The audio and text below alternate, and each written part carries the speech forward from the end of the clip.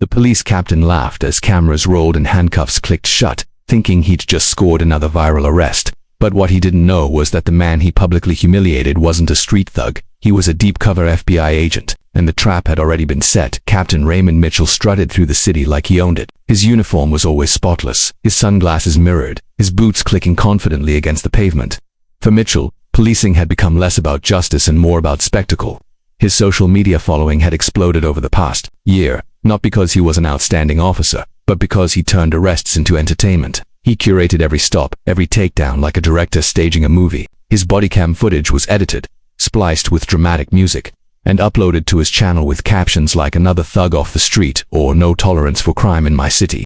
The sad truth was, the more aggressive and humiliating the arrest looked, the more clicks he got, and Mitchell loved every second of it. He wasn't just an officer anymore, he was a brand. On a cloudy Tuesday afternoon, Mitchell and his rookie partner, Officer Lane, cruised through the downtown district looking for content. That's what Mitchell called it now, content.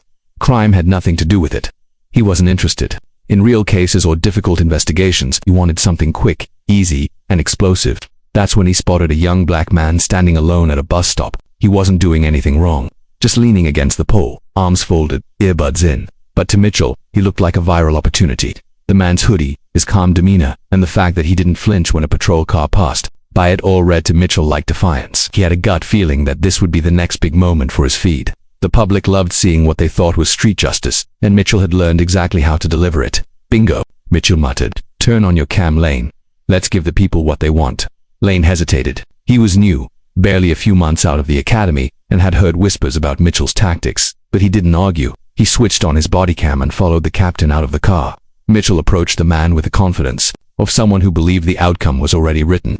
"Hey you," he said sharply, "let me see some ID." The man took one earbud out and looked at Mitchell calmly. "Am I being detained?" Mitchell smirked. "You matched the description of a suspect in a car theft reported nearby." That was a lie. Of course, no theft had been reported. Mitchell hadn't even checked. He just needed a reason to escalate. The man's face didn't change. He looked Mitchell dead in the eyes and said, "I'm just waiting for the bus."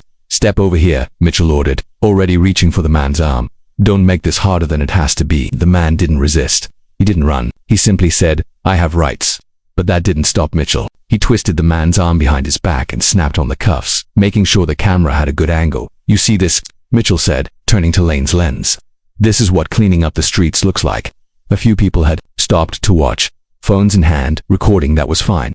Mitchell liked when crowds gathered. It gave his stunts more weight. He pulled out his phone and took a selfie with the man in cuffs behind him. Within minutes, the photo was online with the caption, "Another punk off the street. You're welcome." The likes rolled in instantly. Back at the station, things took a turn Mitchell wasn't expecting. During booking, the man didn't speak, he didn't argue. He simply handed over a small black wallet when asked for identification. Inside wasn't a driver's license or ID card, but a federal badge, Federal Bureau of Investigation. Mitchell laughed at first, thinking it was fake. "Nice prop," he said.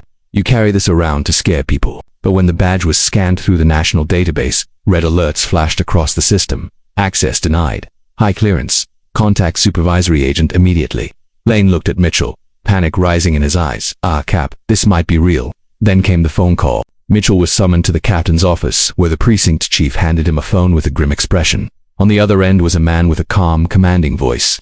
"Captain Mitchell, the individual you arrested today is a federal. They are agent working undercover with the FBI.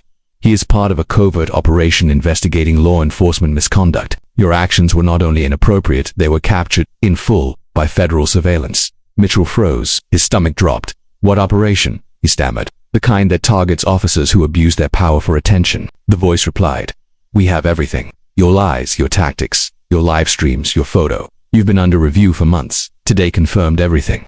Back in the holding cell, Agent Dion Carter sat patiently, the cuffs still on his wrists. He hadn't spoken since arriving. He didn't need to. The trap had worked. Mitchell had walked right into it, proud and loud as always. Carter glanced up at the camera in the ceiling and gave the faintest nod. Captain Mitchell stood in the hallway, cold sweat running down his back, the weight of a dozen bad decisions, crashing down all at once. The man he thought was an easy target had just become his reckoning, and the whole world would soon see it not through Mitchell's lens, but through the eyes of justice. Captain Mitchell sat frozen in the chief's office, the phone still warm in his hand as the dial tone echoed in his ears. The words "federal agent" kept repeating in his head, louder than the hum of the air conditioning or the footsteps in the hallway outside. He tried to breathe normally, to process what he had just heard. But the truth came crashing down like a brick wall. He hadn't just made a mistake. He had walked straight into a federal sting. The man he'd cuffed and mocked for the internet wasn't some low-level thug. He was Agent Dion Carter, a decorated undercover FBI operative who had been embedded in the city for nearly half a year. And Mitchell, blinded by ego and likes, had taken the bait with both hands. As he exited the office, his swagger was gone. Lane, his rookie partner, stood nearby, visibly pale. Cap, ... What the hell is going on? He asked quietly. Mitchell didn't answer. He just brushed past him, the cuffs on his belt suddenly feeling heavier. Down and holding, Carter remained seated, calm and silent, like someone who knew he had already won. Mitchell glanced at him from the hallway window. There was no anger in the agent's face, just certainty. Like he had seen men like Mitchell fall 100 times before. An hour later, Internal Affairs arrived, flanked by 2 federal investigators in dark suits. No warning, no call ahead. Just a knock at the station door, and then the quiet announcement. "We're here for Captain Mitchell." Every officer who heard it went quiet. Conversations died mid-sentence. Even those who had idolized Mitchell's bold persona began to look away. He wasn't America's toughest cop anymore. He was a problem, a liability, and the worst part, everyone knew the FBI wouldn't be making this move unless they had him dead to rights. Mitchell was escorted to the conference room for questioning. The chairs, usually reserved for weekly briefings and holiday cake, now felt like a courtroom. One of the federal agents, a tall black man with glasses and a calm tone, laid a thick folder on the table. "We've been watching you for some time," he said without malice. "Your tactics, your use of force, your social media, especially your patterns of arrest involving young black men with no prior records." Mitchell opened his mouth, but the agent raised a hand.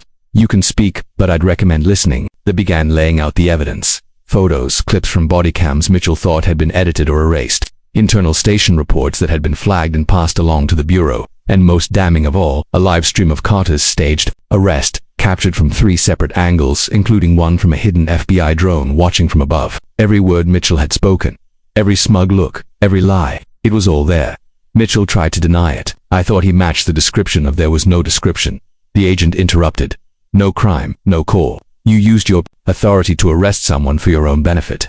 To feed a social media machine you built on fear and spectacle." Lane was questioned next. Nervous and sweating, he confirmed more than he probably meant to. He admitted that Mitchell often exaggerated or outright fabricated reasons for detainment, that arrests were chosen not by criminal behavior, but by appearance, by what would look good online. He said he'd been afraid to speak up, afraid to lose his job. But now, with federal agents in the building, silence felt like a worse option. As the investigation deepened, more officers began distancing themselves from Mitchell. Those who once praised his no-nonsense style now turned cold. Old friends avoided eye contact. One detective even muttered, "Damn fool brought the with feds to our doorstep," as he passed by. The command staff started scrubbing Mitchell's name from press materials and upcoming PR campaigns. The golden boy had become toxic. The man they once paraded as the face of the department now looked like a walking lawsuit. Word spread quickly beyond the station. News outlets got wind of the story first as rumors, then as breaking news. Police captain arrests undercover FBI agent in alleged power abuse incident. Headlines lit up with speculation and leaked details. Videos of the arrest were uploaded by civilian bystanders and synced with the official FBI footage. Millions of people watched Mitchell shove Carter into a cruiser, smile for the camera, and then brag online about cleaning up the streets. Only now, the comment sections weren't cheering, they were outraged. Civil rights groups responded. Within hours, protesters gathered outside the precinct by the end of the day, holding signs that read, "Power is not a toy and we are not your content." What Mitchell had treated as a social media moment had become a national scandal. The same fame he chased was now dragging him under. By the time Mitchell returned home that night, exhausted and reeling, his phone had been confiscated, his accounts suspended pending review, and his badge placed on administrative hold. He stood in his kitchen, staring blankly at the wall, trying to imagine how it all unraveled so quickly. He still hadn't heard a word from Carter, not a threat, not a speech, not even a smirk. That silence said more than anything. In just a single day, everything Mitchell had built came crashing down. But this was only the beginning. The FBI hadn't just come for a viral moment. They were building a case, and Mitchell wasn't the only officer under review. The trap had been set long before that Tuesday. Carter had merely waited until the most arrogant man in the department walked straight into it. In the days following the explosive revelation, Captain Mitchell's world continued to spiral. He stayed home under suspension, staring at muted news broadcasts replaying his own downfall. Every channel had his face, his arrest, his cocky smile. Beside a cuffed Agent Carter, the blurred footage of the moment he realized he'd been played. His name trended on every platform, not as a hero or a patriot, but as the symbol of everything wrong with modern policing. But while Mitchell sat in his growing silence, Something far bigger was happening inside the department he once ruled. The system was being peeled open. Agent Dion Carter was no longer undercover, but his mission was far from over. The sting that caught Mitchell wasn't designed to end with just one man. It was meant to reveal the entire culture of abuse, racial profiling, and unchecked ego that had infected the precinct like a disease. For months, Carter had embedded himself in neighborhoods that had long distrusted police, building relationships, listening and documenting. He had gathered stories from people who had been harassed, arrested without cause, or humiliated by officers who treated the badge like a weapon. He hadn't just come for Mitchell, he came for the system that allowed Mitchell to thrive. With the help of the FBI task force, Carter began compiling a massive internal report. Dozens of body cam videos were analyzed frame by frame. Complaints, once buried in filing cabinets, were retrieved and compared to current case logs. Carter worked side by side with analysts, highlighting patterns in patrol routes, arrest demographics, and officers' social media activity. The data painted a disturbing picture. A small but powerful group of officers, led by Mitchell, had spent years inflating their reputations by targeting vulnerable citizens, particularly young black men, often for petty or non-existent infractions. These officers shared footage among themselves, laughing in locker rooms, bragging about likes and shares as if law enforcement were a video game. Inside the precinct, the atmosphere shifted rapidly. Officers who had once walked with arrogance now treaded lightly, unsure of who might be next. The FBI's presence created unease, especially when they began calling in officers one by one for interviews. No one knew what Carter had seen or recorded. Officers who thought they were safe began to sweat. Loyalty cracked under pressure. Some, fearing indictment, began cooperating with the investigation, offering texts, group chat, screenshots, and even unedited body cam backups. One officer, visibly shaken during questioning, confessed that he had planted evidence at least twice under Mitchell's direction. Another admitted to falsifying reports to justify unnecessary force. Each confession pulled back another layer. For the community, it was a strange moment of vindication. People who had long cried out about harassment were finally being believed. Local leaders organized town halls where citizens spoke freely, often with tears in their eyes, about how they'd been treated like criminals for simply walking home, driving through the wrong part of town, or speaking up during stops. Carter attended quietly, taking notes, listening without interrupting. He didn't speak much, but when he did, it was powerful. This was never just about catching one bad cop, he said at one gathering. This is about changing what the badge means.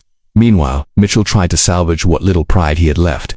His lawyer prepared for a defense, but the evidence piled higher each day. When the FBI presented him with a summary of the charges, he was likely to face abuse of authority, civil rights violations, falsifying reports, obstruction. He sat in stunned silence. His social media accounts were permanently deleted, his name stripped from department records, and public officials who once praised him now issued careful, scripted statements of deep concern. The city began preparing for lawsuits, and the mayor ordered a top-down audit of the entire police department. On the midst of the chaos, Carter visited Mitchell one last time, not as a threat, but as closure. They sat across from each other in a quiet federal room, the walls lined with case files. Mitchell, unshaven and smaller than he'd ever seen before, leaned forward. "Why me?" he asked, voice tired and cracked. "Why target me?" Carter looked at him with a calm gaze. "Because you were the loudest," he said. "You didn't just abuse your power, you celebrated it. You taught others to do the same. And the people you hurt didn't have the platform to fight back. I did." There was no yelling, no last words of defiance. Mitchell simply sat back, defeated. The man who had turned public humiliation into entertainment had finally been unmasked. Not by a bigger brute or a louder voice, but by the quiet, watchful gaze of someone who believed justice should never be for show. As the investigation widened, arrests followed. 2 sergeants were suspended, 1 lieutenant resigned, and at least 5 patrol officers faced disciplinary action. Policy reviews were launched, body cam rules were rewritten, social media use by officers was put under strict regulation. A community oversight board was proposed and quickly approved by the city council. The ripple effect of Carter's mission spread across the department like a tidal wave, slow at first, but impossible to stop. For the first time in years, the people began to see a crack in the wall that had kept them on the outside. They saw accountability, and behind it all was a man who never raised his voice, never brandished a weapon, but who changed everything by refusing to look away. Agent Dion Carter wasn't there to make headlines, he was there to make history. And chapter by chapter, the truth was finally being written. The storm ignited by Agent Dion Carter's operation didn't stop at Captain Mitchell's disgrace. It surged through the entire city like a wildfire long overdue.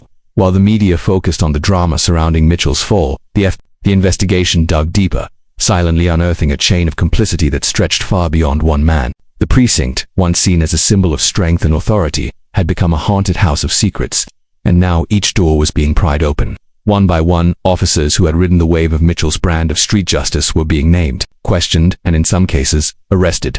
The walls that once shielded them had turned transparent, and no one could hide behind a badge anymore within 2 weeks.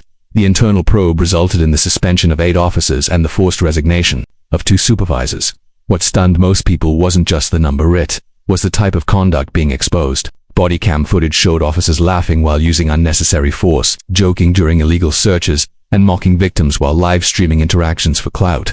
Some even used burner phones to record arrests from alternate angles, adding cinematic effect for their social media edits.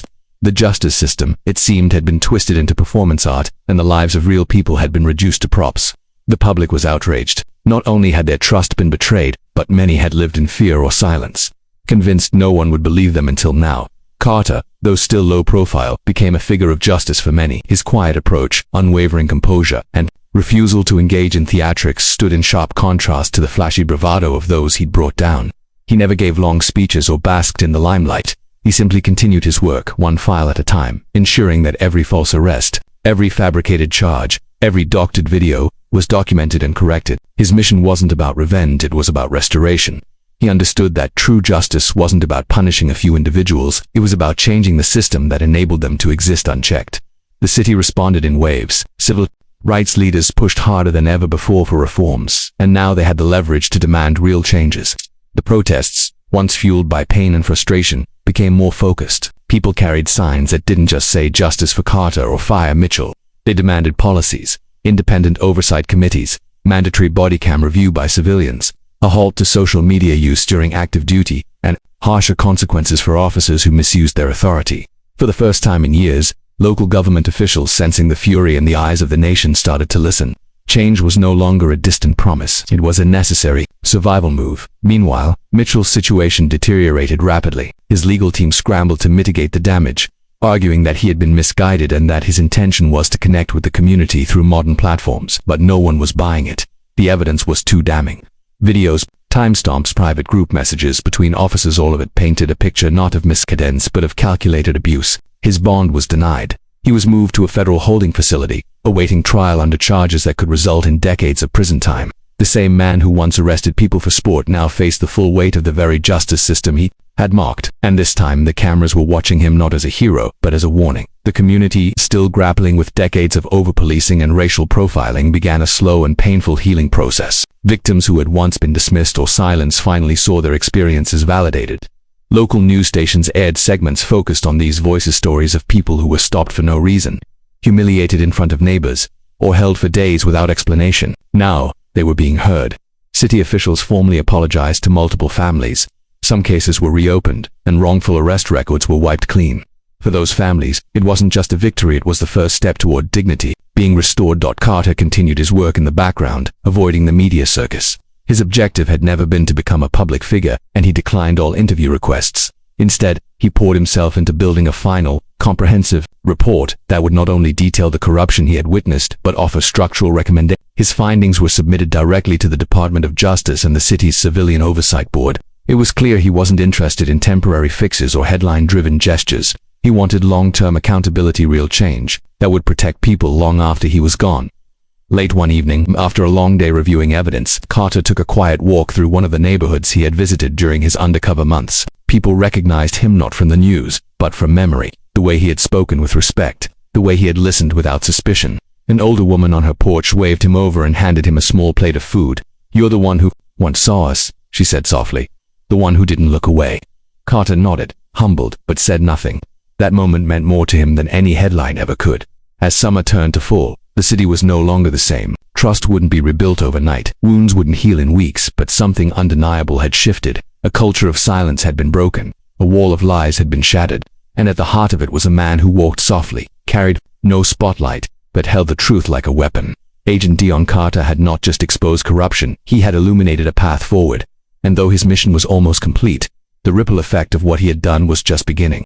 Months had passed since the arrest of Captain Raymond Mitchell, and the city had undergone a transformation no one could have imagined a year earlier. What began as a calculated sting operation by the FBI had become a full-blown reckoning, the awakening that shook the foundations of a system long protected by silence, status, and fear. The once praised police department was now under continuous federal oversight. Courtrooms were filled not with the usual parade of low-level offenders but with officers, supervisors, and even senior administrators who had either directly contributed to or turned a blind eye to the culture of abuse and performative justice. And though many in the community still lived with the scars of years of injustice, something had changed. The lie that accountability was impossible had finally been broken. Captain Mitchell's trial became a media spectacle, but it lacked the theatrics he once thrived on. In the courtroom, stripped of his badge, uniform, and followers, he appeared smaller both in stature and in spirit. The prosecution painted a damning portrait, using his own footage, his words, and his smirking selfies as evidence of the arrogance and cruelty with which he wielded power. Victims testified, some shakily, others defiantly, recounting moments of humiliation, fear, and silence. Mitchell's defense tried to humanize him, to suggest that he had gotten caught up in the era of social media, but the jury wasn't convinced. When the verdict finally came down guilty on all major counts, the courtroom was silent. Not with surprise, but with a quiet weight of long-awaited justice. Mitchell was sentenced to 22 years in federal prison, but this story had never been just about Mitchell. The ripple effect of his actions, and more importantly, Agent Dion Carter's response had catalyzed a new era in the city. The police department had undergone a complete restructuring. A civilian oversight board, now legally empowered to conduct independent investigations, was made permanent. Officers were required to attend cultural competency training, and every use of force case was reviewed by an external panel. Promotions were no longer based on arrest numbers or internal politics but on conduct, community feedback, and accountability.